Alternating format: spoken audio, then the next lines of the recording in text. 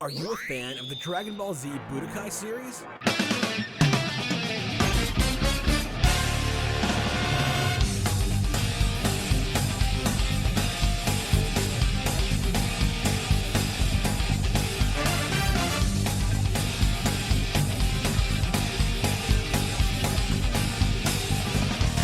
Well, so am I. So let's instant transmission back in time to December 4th, 2002, and begin talking about where it all began.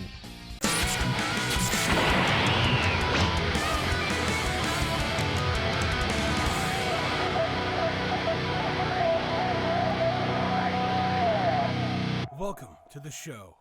Our journey begins prior to December 4th. I'm not exactly specific on the date due to the fact that I was a child at the time, but I remember reading a Game Informer, or equivalent of, that told us my favorite show at the time was getting a game, Dragonball Z Budokai. I couldn't contain my excitement. I immediately was like, Mom, I need this. What do I need to do to get it? Now, needless to say, Christmas came, and I didn't have a PlayStation 2 before Christmas. So how was I to even play it anyway? Well, Santa Claus just happened to bring me a PlayStation 2 and Dragon Ball Z Budokai that year. It was an amazing feeling. Opening those up after, asking Santa for them. I couldn't believe it. In front of my face sat my future. I was like, this is the end-all be-all of games. And I can play it. Dragon Ball is finally in my house in more ways than just once a day, 4 or 5 times a week after I get home from school. And I began playing it. I personally remember it being one of the most immaculate experiences of my entire life. I put it in, was instantly graced by the music, which has since been changed due to plagiarism. I digress. Either way, it was a Dragon Ball Z game, and I hadn't had one other than Legacy of Goku? Wait, that's another series I have to do. But to get back on track, it was an amazing experience. I could finally fight other people, as Vegeta, as Piccolo, at 17. My favorite characters. And nobody could stop me. It's, choice of friends anyway. Either way, it was amazing. The story was almost point for point. I mean, it is a game and they have to cut and abridge where they can, but it was as close to what we could do at the time. We had a full game with pretty much the entirety of the story. It is to note that the Dragon Ball Z Budokai game only goes up to the end of the Cell Saga. Now that we've covered that, I believe I can let you get back to the video. We even had what-if scenarios. What-if scenarios! Like Vegeta becoming a Super Saiyan in the Saiyan Saga, or Frieza winning on Namek, or whenever Cell just happened to absorb Krillin and become this thing. What-if stories! As a fan, I can only count a few other times I've been this satisfied with a Dragon Ball game. Most recently being Kakarot. I'm so happy with it. It was almost comparable. But I'm gonna talk about the Budokai series. We'll eventually get to Kakarot. Eventually. Now, Dragon Ball Z Budokai. I remember everything. Well, most about it. I've recently got refreshed on the capsule system that I completely forgot about with this series, which was how you equipped things. And it was, for the time, new. But to a preteen, it was confusing. I had no idea what the hell I was doing, other than the fact that as you went through the story, or did certain things in fights, you would unlock capsules that you could equip to yourself in order to, get a new attack, maybe have a special condition while you're fighting, or if you want to give yourself a handicap, I think I kind of remember putting the heart virus on yourself, but I wouldn't suggest doing that at all. It was definitely a unique take on being able to equip things to each character, especially whenever you had things like Big Bang Attack, which you couldn't put on any other character, but you could on Vegeta. It was like they had specific people that you could put them on, I guess because limitations at the time, you couldn't exactly have Buster Cannon on Broly. Broly wasn't in the game. You couldn't exactly have Buster Cannon on Android 18, and then have other characters like Cell, who already did the Spirit Bomb, do other moves that you couldn't equip to him, because they didn't record it, they never had the mapping for it on that character. It makes a lot of sense, actually. Well, now I guess it's the point where I start actually going over the different facets of the game. So let's begin.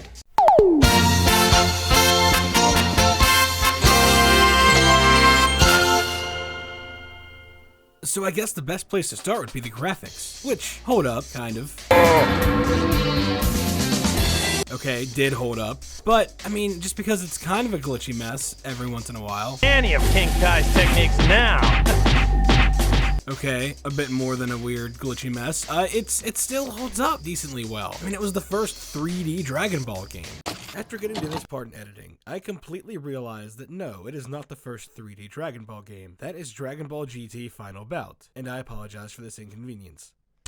I can't exactly fault them for not having all their bells and whistles in right from the get-go, but it does hold a certain charm, I guess. And trust me, I am fully aware there are Dragon Ball Z games from the earlier days with better graphics. Budokai 2 and 3, for starters, not to mention going down the roads of the Tenkaichi games, which we'll also get to eventually. But you can see they actually poured a lot into making this project happen. It's not always the biggest and boldest, best graphics that make the game. And I do understand that yes, graphics do play a part in a lot of games nowadays. But back in the early 2000s, I just wanted my anime games in my house for any kind of play. And yeah, it's the same story as Dragon Ball, but I'm experiencing it while playing it, and that's what makes it important. These graphics, yeah, they're shoddy sometimes, but it's my shoddiness. Plus, if you play the HD remake, it looks a little better, a little too shiny for my liking, but it's still, better. Either way, graphics, they hold up. Maybe not the best of graphics, but at the time, they were great. And you can still tell today exactly who all the characters are, so I take that as a complete win. Aha!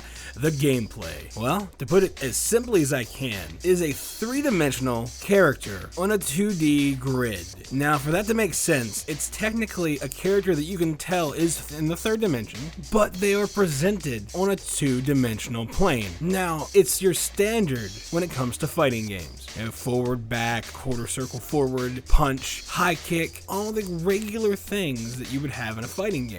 This, being an early Dragon Ball game, you would have to do combinations of buttons to get off your special move. Like the Kamehameha wave was 4 punches and then the energy button. So if you were playing on PlayStation 2, it would be square, square, square, square, circle, and then it would fire off the Kamehameha wave. And they were usually up in the air getting ready to get hit by it when it happened. Now you get later into the story mode and you get better characters and stronger characters, and the special moves are a little harder to pull off. I remember when fighting Cell, there's a weird kick combination with the forward combination of buttons to get off the Super Kamehameha wave, and it was almost impossible, at least at that age, for me to beat Cell without shooting off the Super Kamehameha wave. And then if you time it correctly when they do a small energy blast, you could deflect it, which made its way into many other Dragon Ball games. And as mentioned earlier, there was the capsule system, which wouldn't really come into play if you were playing in story mode, because they assigned you certain capsules before any battle, and it was set, much like Goku and the Heart Virus, which depletes your health the entire time you're fighting Android 19.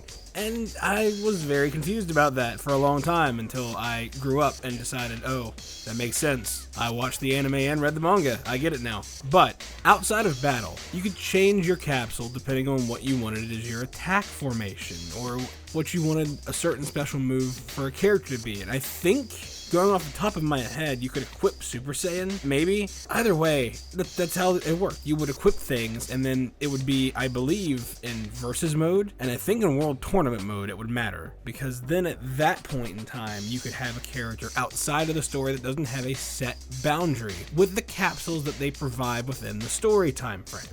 Now, opposed to making this its own section of the video, I'm going to briefly talk about the World Tournament mode. Now, I'm going to tell you about the cheapest mode in the entire game. World Tournament, it doesn't matter how skilled of a fighter you are. 95% of the time, you're not going to beat them by KO. You're going to either knock them out of the ring, knock them out of the ring accidentally, or mess up, let them appear behind you, and then you're getting knocked out of the ring. Now, the more you play it, the better at this you'll get, but there's almost no way to just win by knockout, because they're going to hit you, or you're going to hit them just the right way or at the end of a combo that you're going to break the boundary glass and fly out of the ring. Now, I say cheap because I played the expert mode, or advanced, I believe, and beat it in like 5 minutes. It's not difficult if you know what you're doing. Well, as an adult now, anyway. But it's funny because you need to beat it to get the Great Saiyan Man. You go through the Novice, Adept, and Advanced to unlock the Great Saiyan Man. And I can't remember if you unlock Hercule on Adept, or if you just get Hercule. But I do remember you need to beat Advanced to get the Great Saiyaman, because he was the only Buu Saga character that appeared in the game, and I wanted him, because the Great Saiyaman rocks. And that should conclude about most of what I have to say about the gameplay of the first game. So I guess on to other subjects.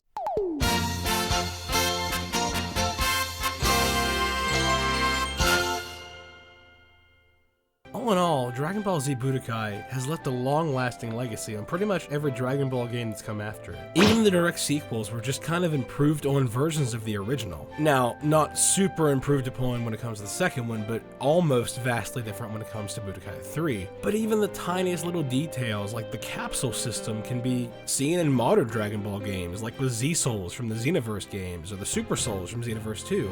It's an extra perk or condition that comes along with equipping it. Kind of like the capsule system was, but maybe more of like what it was intended to be from the get-go. And these are all just smaller puzzle pieces to the grand picture that is the Dragon Ball game series in general.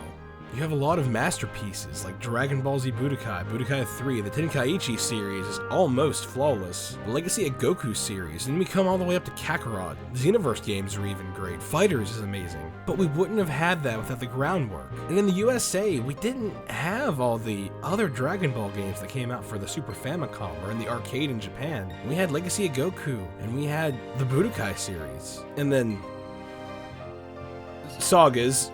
But we won't talk about that ever again. Actually, I'm gonna have to talk about it eventually, huh? Either way, Budokai was part of the groundwork. I don't attribute it entirely to the creation of all the games that came after it, but it was a very, very good starting point for most Dragon Ball games to build off of. And I'm sure a lot of it comes from nostalgia. It is one of the core childhood memories that I have. But even playing it now, I'd have to give it a solid 7.5 out of 10. It holds up.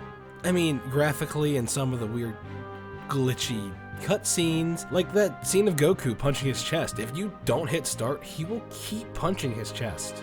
I can't find any footage of it, but he does it. Or at least he did. I don't know, maybe he doesn't now. There's quite a possibility that in the HD remaster he doesn't do it, but I'm not sure. I haven't played it super extensively to be able to find out, let alone play it to that part of the Frieza saga where that happens. But I digress. My final thoughts are that it is a gem of a game from the early 2000s, and I can't imagine my life now being a Dragon Ball fan without having played it. It is not the best Dragon Ball game ever, but it still holds up as a Dragon Ball game as a whole. And yeah, it only went to the Cell Saga, but in the United States at that time, we only had the beginning of the Buu Saga really dubbed, and being a 10 or 11-year-old or whatever at the time, it wasn't easy to watch subbed versions of Dragon Ball.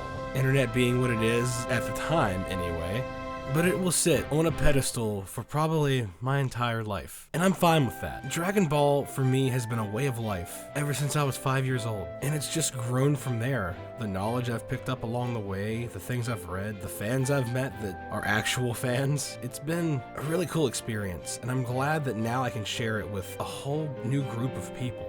And I will be continuing going down the line of the games, trying to figure out how we still feel about them and how we felt about them when they came out. And I'm glad you'll join me on that journey. So I'll leave with this. Thank you for coming along on this journey of nostalgia with me. Thank you very much. If you like this and want more, hit that like button and subscribe. Maybe touch the notification bell. I would like to thank you all very much, and I'll see you in the next video. See you then.